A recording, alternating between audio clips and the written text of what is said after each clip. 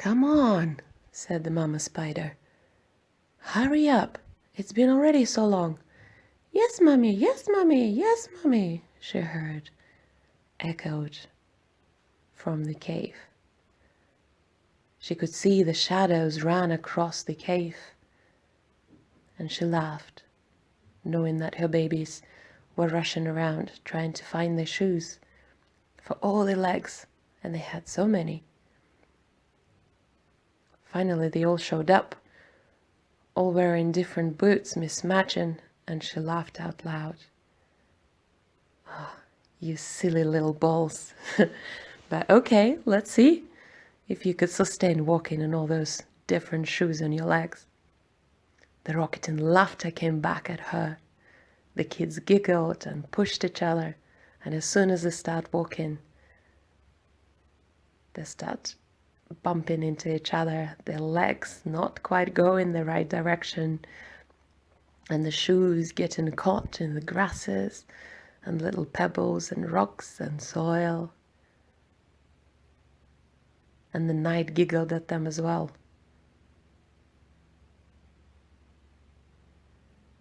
The winds gently push them up their bums to move them forward so they stay just behind the mum and do not lose the sight of her.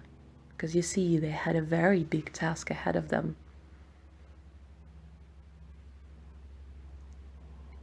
It was the first time when the night would reveal their destiny to them.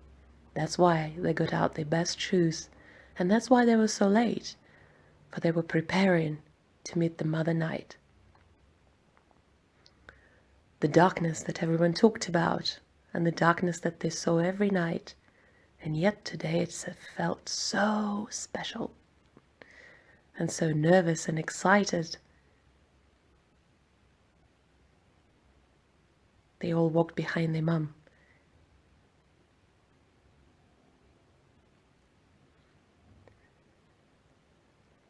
And soon they stopped. The mother moved to the side and let the little ones catch up. They were on the edge of the rock. And they looked up. "You see," she said, "this is the grandmother moon." "She looks like a yellow disc," they laughed. "She's so golden." "And why is she round?" "She's round like your backs," said the mom and laughed. And as she said it, the moon laughed back. "Hello there, dear spider," she said. "It's lovely to see your children. You bring them for me to bless, I guess." The spider nodded. "I do indeed." "Well," said the moon, "I want a gift from you first." "I thought you'd never ask," said the spider. And from her little pocket in her apron she pulled out a beautiful lace, and she threw it right at the moon. The moon caught it and put over herself. How beautiful! Donna looked just dashing," she said. The mama spider laughed together with the moon, and then she noticed the silence. She looked to her right where all her children were, and they all stood there with their eyes wide open. "Mama, you talk to the moon like that. Talk to the moon like your friends." "Oh, but we are," said the moon, ruffling the hairs of one of the babies. "We are. Some might say that we're even siblings, sisters of sorts. You see, we're old as each other, as your mama spider, and I'm your grandmother moon."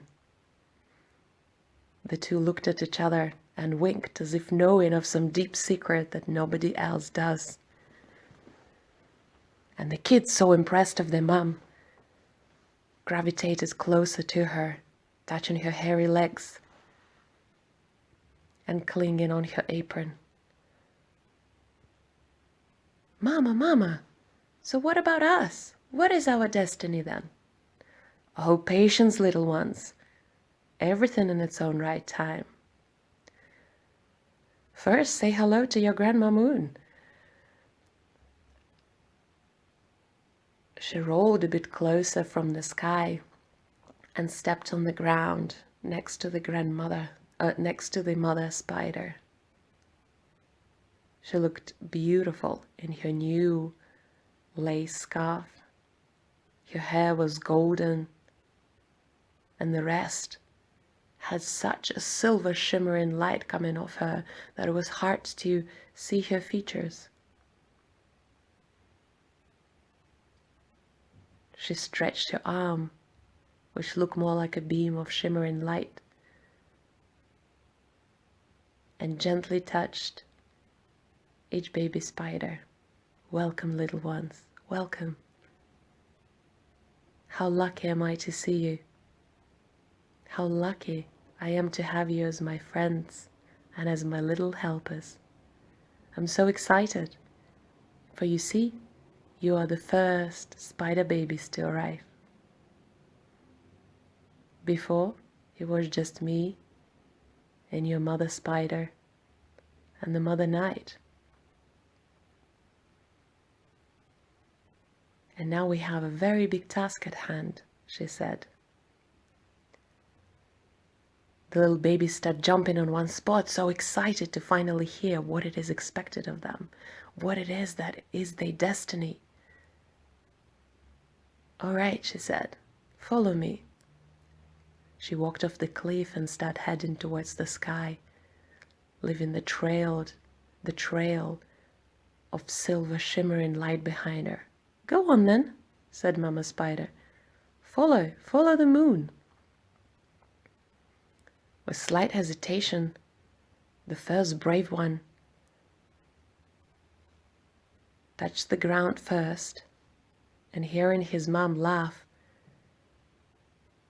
he felt a little bit more conscious and braver, thinking that, okay, well, I'll just go forward, that's fine, and stepped into the light. And to his surprise, he did not fall, but instead started raising higher. His brothers and sisters all rushed behind him, tripping and falling while they were in the mismatching shoes, and everyone laughing and giggling, so eager to see what was awaiting there for them. Where was the grandmother moon leading them to? Mother Spider concluded this procession, and soon all of them ended up at the surface of the moon. Okay, said Grandmother Moon. Now look around. What do you see? What do you see around you? Well, it's night, said Baby Spiders. Everything is dark around. There is land somewhere from which we came, and now there is moon here. And in between there is a dark night. That's right, said the moon. But can you see down? Can you see your land? They really tried, but they really couldn't. They just knew it was there, in the way that every leg on their body knew and remembered the touch of the familiar ground of the birthplace, but they could not see it from the moon. Not even the light that she was shining out was enough. No, they said. Well, then it's time to weave, said the Mama Spider. Come on, children, and start singing and rocking from side to side and humming and humming and humming and humming and humming from right to left and left to right, humming and humming and humming.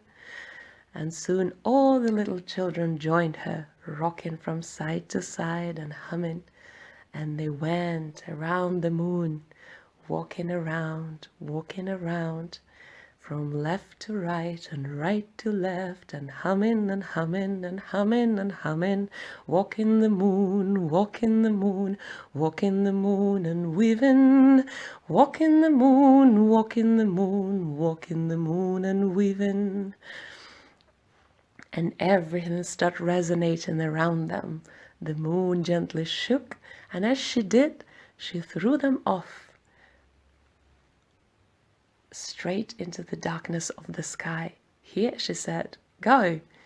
And as they walked around, weaving and weaving, The trail of beautiful cobweb stayed behind them, and the moon, seeing it, blew her essence behind the spiders and into the cobweb, so it lit up in silver and gold and shimmering light and yellows and touches of green and white, like diamonds and rubies and emeralds. The sky lit up in colors so beautiful, and everywhere where the spiders went, right and left to right, humming and humming and humming and humming, around they went, leaving the web, shining and shining and shining and shining. And so they walked and walked and walked, leaving the beautiful web of light behind them. And up till this day, they keep on walking and singing and humming and living new stars and new celestial bodies, dreaming them into existence and weaving them in. And the moon keeps lighting them up, so she's never alone on the dark sky, so nobody's ever alone, for wherever they are, they can always see the path forward, for there is always enough light, even in the dark night.